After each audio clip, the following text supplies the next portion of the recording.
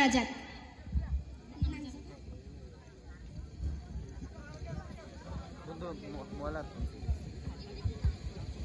মা, আমি স্কুল থেকে আসছি।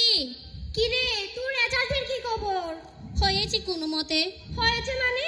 কততম হয়েছিস? 40তম। কি 40তম? তোকে এত টাকা দিয়ে পড়াশোনা করাচ্ছি 40তম হওয়ার জন্য? জয়া কততম হয়েছে? সেকেন্ড। তোর রেজাল্টটা জয়ার রেজাল্ট দেখছিস? জয় পা দো পানিকা।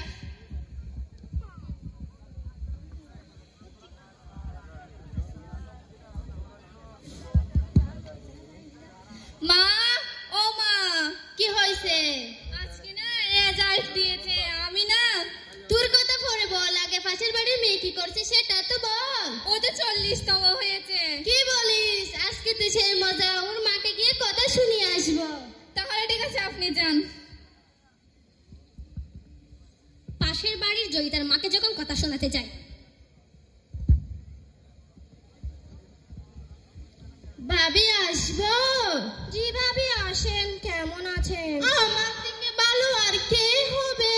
কি বলবো ভাবি, স্কুলেও তো রোজ যায়, বাসায়ও টিচার দিয়েছি, তারপরেও এরকম। খালি কি স্কুলে দিলে হয় ভাবি? কোচিং করাতে হয়, কোচিং। আমি বাবা মার মেয়েকে 7-8 জায়গায় কোচিং এ দিয়েছি, কোচিং এ দিয়ান, বুঝছেন ভাবি? জি ভাবি, ওর বাবাকে বলি। ওর বাবা? ওকে আর বললেন না? ওকে তো বলি, কিন্তু আর আমাদের কথা শুনে ছোট থেকে চাপ দিতে হয়, বুঝছেন ভাবি? বেশি করে চাপ দিয়েন।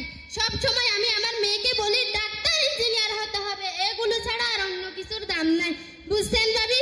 স্কুলে দিয়ে কোনো লাভ নেই, কোচিং এ ভর্তি করিয়ে দেন।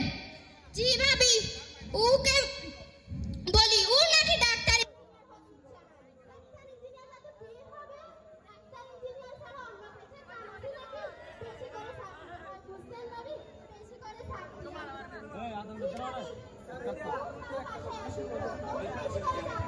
আচ্ছা ভাবি, আমি আসতে চাই, আমার অনেক কাজ, সবাইকে ফোন দিয়ে